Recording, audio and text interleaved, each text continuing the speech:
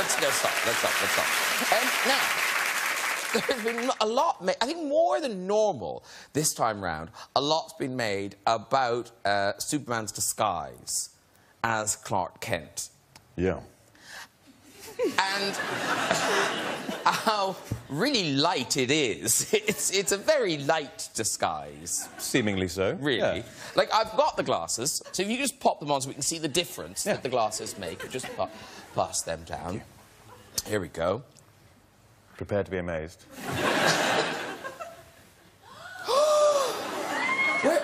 Where's Henry gone? That's really creepy, crazy. Is it like... It's even creepy when you say it in that voice. Because it is one of those things, it's amazing that they haven't come up with some sort of backstory or, like, you kind of think in 2016 they wouldn't just put you in some glasses and say, and no one will know who you are. But actually, didn't you do an experiment? I did indeed. Yeah, to be a counterpoint to what you're talking about. Yeah. To just prove you wrong, in fact. A friend of mine and I were discussing the idea of these glasses not being good enough disguise. And we decided to go to Times Square to test the theory. I wore a Superman T-shirt and no glasses and stood underneath the giant wraparound Batman v Superman posters in Times Square. I think we've got a picture. Oh, there you are. There you go. Yeah. And took a bunch of other photos and some video as well, and got stopped twice. Once by someone exiting the subway asking for directions to Central Station. And the other time was in a coffee shop where someone said, "Could you please stop taking photos?" And that was it. That is bizarre. Yeah. Yeah. It's apparently very easy to do. Can I say, you just really, you look really comfortable. You look really comfortable in those glasses. And smart. Yeah, oh, for once. And you are going to be busy with Superman for quite a while now, because there's the Justice League films they're coming up. But I'm contractually obliged, I must ask you, because James Bond, the gig seems to be up. Last time you came second, didn't you? You were the other choice. Yes. Yeah. The first loser. Yeah, the first loser. The person who was closest to not being him. So this time round, do you think? What's the story?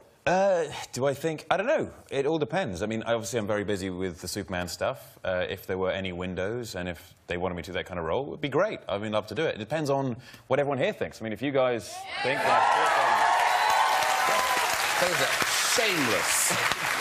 Shameless. then I guess I should do it. Yeah.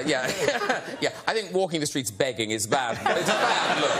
You're better than that, Henry. You're better than that. No, I am not. I think it seems a bit greedy to be Superman and James Bond. Greedy or awesome? Awesome for you. Yes.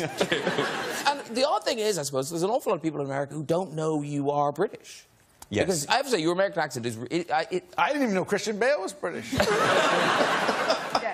But his accent is good, isn't it? Very good. It's not just British Very people who good. think it's good. No. There are some Brits who come to... First, the Brits have completely taken over America in terms of film and television. You can't turn on the TV with it's all British people on, you know, on our television set. Not that there's anything wrong with it.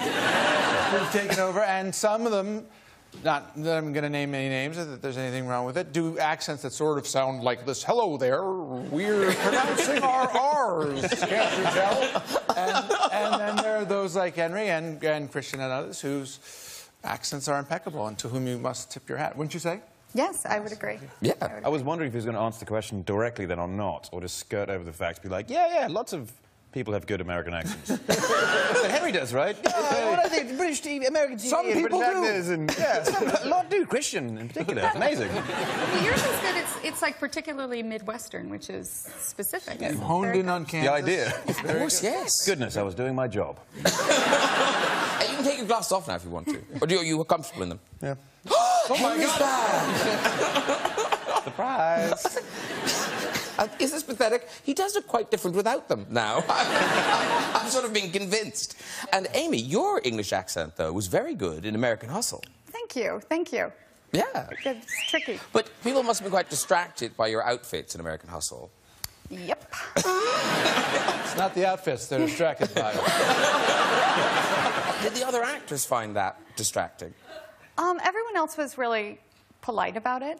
Jennifer was the only one who really commented, like, can you put him away, God? I got to see him again. Like, because I would slouch in the blue dress when we had the scene, and she's like, nipple, nipple. Like, really? And I eventually drew a face on it so it would at least look friendly to her. So, And you, when you're doing an accent, you stay in it. Are you one of those actors? I don't mean to all the time, but yeah, I do stay in it. I was doing Big Eyes. I don't know if you guys have seen it. I play a really southern woman with this kind of great hairdo, which is kind of big. I love that, though. It's great. And it was the bigger wig than this, but my husband had a kidney stone, but it collapsed at home.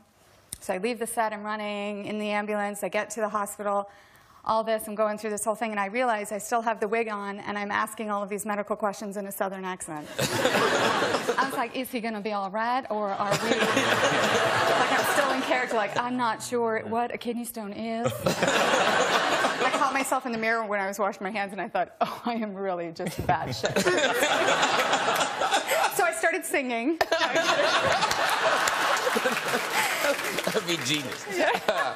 And while we're talking about accents, we have to mention Ben Affleck in Shakespeare in Love, because that was a really good English accent. Thank you very much. No, because it was hard, because you were just surrounded by British people. I was the only person who hadn't been knighted in the film. And so, yeah, Gwyneth, who's basically British, let's face it, right? She's got a pass. And so, yeah, I felt very self-conscious in the movie, yeah. In fact, I studied... I didn't know what to study a British accent I went to the store and, you know, like Barnes & Noble, and just bought someone reading sonnets. You know, and it was a very British-sounding fellow who's, you know, like, trouble heaven with your bootless cries. And I went at home and read them out loud over and over and over again. And then I went to the read-through for the movie, and I swear to God, the fucking guy who was reading the sonnets was next to me at the read-through.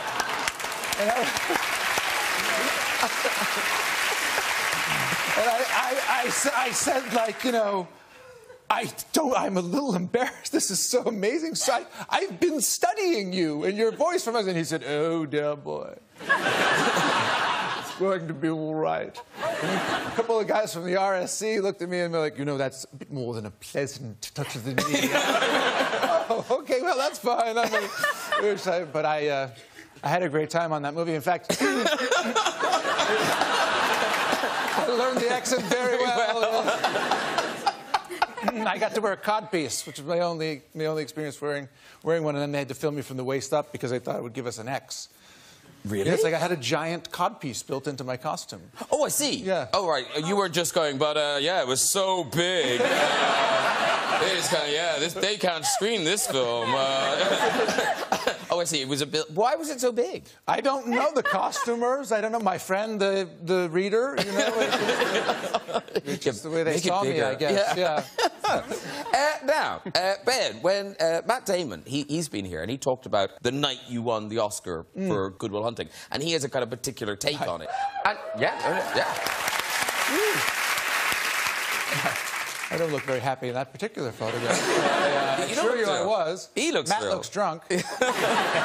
But looking back, do you kind of rejoice that you had that amazing success so early on, or does a bit of you kind of not regret it, but sort of, I don't know, think it was a bit of a curse? I mean, I don't think it was a curse, but I couldn't really appreciate it. I mean, it was very hallucinatory. It was like, I don't know if you've ever been in a traffic accident, but there's that moment where you go, oh, my God, I'm going to crash into this wall over here. You know, everything sort of slows down and you're spinning around. That was how it kind of felt. They said our names, and I sort of looked at Matt and was like, should we get up? And we get up, and there's, you know, people are clapping, you know, and there was Jack Lemmon and Walter Matthau presented it to us, and, you know, Billy Crystal was hosting, and he was going, Matt and Ben. And, you know, I was 24 years old. I mean, I barely knew anything at all. And it was, you know, I mean, I think it was in some ways trouble to get that much attention that young. And I really didn't have any perspective on it at all. It was a wonderful honor, but it was, you know, I certainly appreciated later on much more what it meant. And was there a kind of thing where people thought you were that character. Yeah, I think people thought that Matt was the math genius, and then I was his sort of dim-witted friend he dragged along from home. You know what I mean? We were like, you give him an Oscar too, all right, guy. You know? And that stayed with me for a while. You're all right too. You can go ahead. You know. So being back at the Oscar podium for Argo, that must have been such a kind of what a satisfying. Hopefully, moment. no one thought I was a dim-witted friend. Anyway, I don't know. Yeah, no, that was. It was much more satisfying, and I had been through so much stuff, so many ups and downs, and humiliations, and highs and lows, and you know, at that point, I had 3 children, and I had built a whole life, and it felt like something that was much more. I appreciated it, and I really felt like. I also knew what it meant and what it didn't mean, you know what I mean, and that what was important about it and what wasn't, and it was a really nice night, and I got to share it with people that I really loved, and it was probably a much more healthy experience. And that thing of success early on, because, you know, young actors, they think they got their big break. You know, because Amy, that's such a weird story, the Catch Me If You Can story. Yeah. So you get cast by Steven Spielberg opposite Leonardo DiCaprio, and you must have thought, this is it. It's all taking off now. Yeah, I thought it, yep. Didn't. No. Now, how many years was it after that you didn't work? I didn't work for a full year after that. And then sort of started getting roles again. And then, yeah, I don't know. I think it got too heady. And again, sometimes when things happen at the wrong time, it gets heady, and then I just choked. Like every audition, I just kind of was really bad. So I can't blame anybody else, but I was overwhelming. Like the thought of, you know, the thought of it was overwhelming. But then it worked out. Wow, is that? Yeah. It's weird that you needed to go through that to get to, you know, where you are now. I think so. It's kind of like you had to let go. You know, it's that whole saying of like, you know, let it go. Wait a second. Please God, no, no! Do you see how it happens? How easy it happens? And then what is the girl to do, you know? Because Henry... No, oh, no, God. It'll cost us too much money. Oh, sorry. Yeah. But Henry, you are... Like, there must be so many actors watching this show and watching this couch. And, like, Hollywood really messed with your head. I mean, they nearly gave you the big gig so many times. Yeah, yeah. There was... I mean, Superman was one of them. Oh, the first time around, yeah. Yeah, Bond was another one. And now I want both. I'll show them. Yeah. Take that, Hollywood. Yeah, essentially, I got close to a bunch of stuff and didn't get it. But it's funny that people think that that's a bad thing, where in Hollywood, everyone's auditioning, or in the acting industry, everyone's trying to get a role, and they're not necessarily getting them. And so to get an opportunity to be in the limelight by missing out on the big roles is actually a good thing, as opposed to a bad thing. And I count my lucky stars for each one of those. OK. You're turning it into a positive. It still sounds quite shit to just lose jobs over that. It's like, no, didn't get it again. It's great. But it's great for my profile. I'm the guy who never works. Because wasn't Twilight written for you? Oh, well, hey, I don't know. I wouldn't go that far. Or you can. I think the writer of the books, when the movie came around, I think I was her first choice. I think. That's the rumour I heard. And she wanted me to play the role, but it wasn't up to her. And instead, you know, a very talented actor played it instead. Wow. Who will remain nameless. Not that he's angry. Wealthy and famous but nameless. In Twilight. All the Twilights. He's in there. Be in the remake. Yeah. And very quickly, Batman v Superman. Of course, the world is very excited to see these films. But, Ben, it sounds like your son is very excited. Because how cool. Like, his dad is Batman. Like, how old is he? 4? Yes, he's 4. He's 4 years old. So does he kind of think you are? He actually, not even kind of, he believes that I'm Batman. I've kind of set a sort of a trap for myself because I showed him some of the clips and the stuff, and I told him, yeah, you know, I'm Batman. And so now he thinks, like, his dad is Batman. You know, truly. And now when I go out of the house, he says, are you going to the Batcave? And I have to tell him, yeah, going to the Batcave. I'm sure that, you know, it's going to come back to haunt me when he's in therapy. Going, like, he lied to me! Batman! Peter Clay. It's. What's the thing with the UPS guy? It's not the UPS. It's the FedEx guy. You know, I don't know if in this country Federal Express has the same color combination. There's a sort of purplish tint to the uniform. Yeah. But in the United States, they have this purple color, and so my son thinks the FedEx guy is the Joker. And so every time he comes to deliver a screenplay, my son tells me, you know, like, Dad, the Joker's outside. And then he wants me to go fight him. So I have to go through this whole ritual where I go out, I give the guy $20 to do like a pantomime kung fu Adam West fight with me, so my son will still believe I'm Batman and I can beat up the Joker. I think the guys draw lots to not have to deliver scripts to my house. But didn't you give the best birthday party, though? I did. He wanted to have a superhero party, you know, and that's usually where you pay some guys who dress up like on Hollywood Boulevard as various superheroes, and they come and do a pantomime thing. And I said, sure, no problem. And he said, Dad, I want you to be real Batman. So I said, okay, I'll be real Batman. And I called the studio and asked them if they would give me the real costume, and they sent costumers over, and it was 10 in the morning, you know, it was really hot, and I put the outfit on, it was broad daylight, and, you know, Batman's sexy at night. You know, he's not that cool at 10 in the morning when you're sweaty and hot, and I was prepared for it thinking it was a lot of little kids. But then I realized they all brought their parents. You know what I mean? So it's sort of like being on this show in broad daylight in my Batman outfit with my scary voice. Where I came trundling out there. I walked out, I saw the look on all these adults' faces, kind of going, wow. Batman!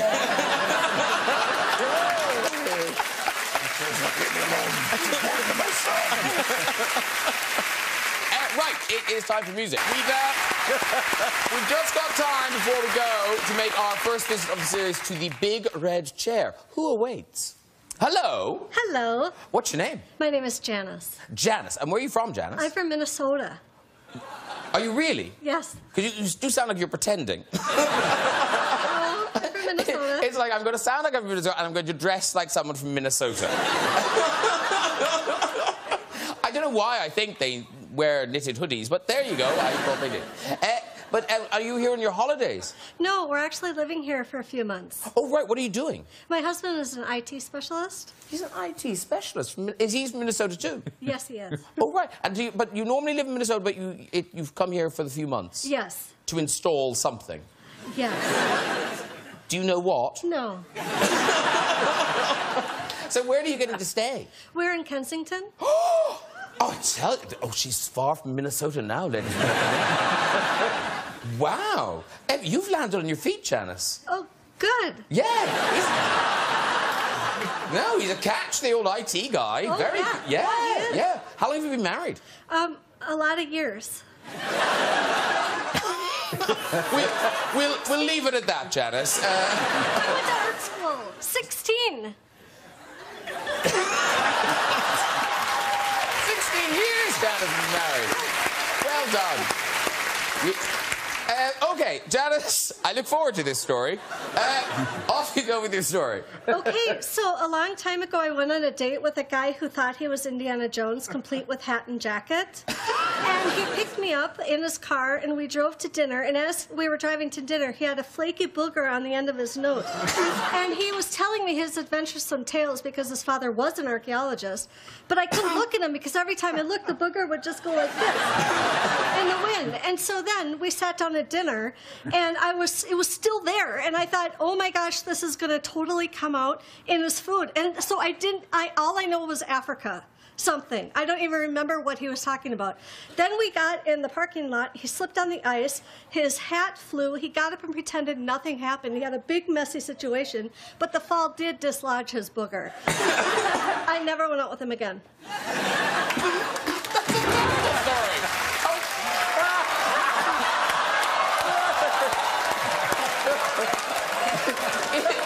It seems...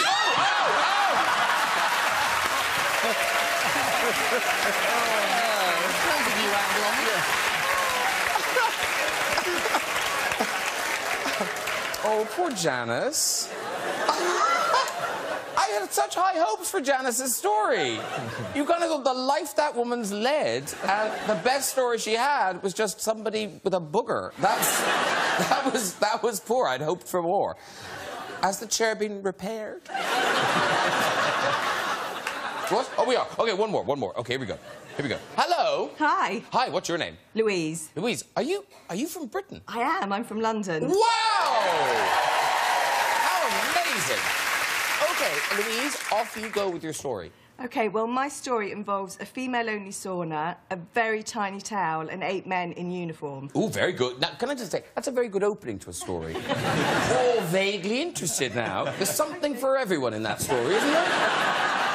Off you go. OK, so a few years ago I lived in Paris and I was at the gym one evening and went to the sauna afterwards. And I went in the sauna and with this teeny-weeny little towel, it was women only, the French women, the Parisian women are very laid back. And as I was climbing up to get onto my seat, you know, there's wooden benches in the sauna, my leg went through the wooden bench. One of the slats broke, my leg went through, and I was jammed, could not get out. And so my friend went off to get help after about 30 minutes of standing there, sweating in the sauna. All of a sudden, the door Wait a minute, they didn't turn the sauna off? The door opens, and not one, not 2, but 8 firemen walked in, decided it was a job for 8 of them, and managed to pull my leg out of there. These men were very burly. I mean, my friend told me afterwards they were very good-looking. I wouldn't have known. I couldn't look them in the face. I was mortified. Yeah, that was it. That was my story. Oh, bless. I do need to flip you, though. There you go. Well done, everyone. And if you would like to join us on the show and have a go in the red chair, you can contact us via our website at this very address. That is it for tonight. Please say thank you to my guests, Pet Shop Boys!